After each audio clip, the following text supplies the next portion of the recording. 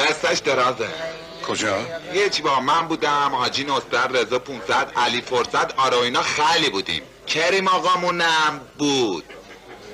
کریم؟ کدوم کریم؟ کریم آق منگور میشناسیش؟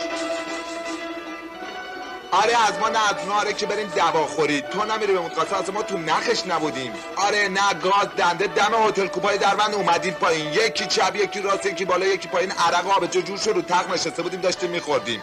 اولی رو رفتیم بالا به سلامتی رفقا لوله لول شدیم، دومی رو رفتیم بالا به سلامتی جم پاتیل شدیم، سومی رو اومدیم بریم بالا آش خلی نامت ساقی شد. گفت بریم بالا، ما هم رفتیم بالا. گفت به سلامتی میتی تو نمیری به متقسم خلی تو لب شدم، این جیب نه اون جیب نه، تو جیب ساعتی زامندار اومد بیرون، رفتم اومدم دم که چیزی خوابیدن، پریدم تو هتل اومدم دم کوچه مهران بغل این نرقه فروشیه، اومدم پایین یه سر هیکل میزونه اینجوریه زد بهم افتادم تو جوب. گفتم هتته، گفت افت یکی گوش تو گوشم. گفتم نامردا دوش زد، از اولیش قایم‌تر زد. دست کلم جیبم که برم و بیام چشم وای کردم از خونم. حالا ما همه گفتیم زدیم، شما بگین زده. آره خوبیت نره وارد که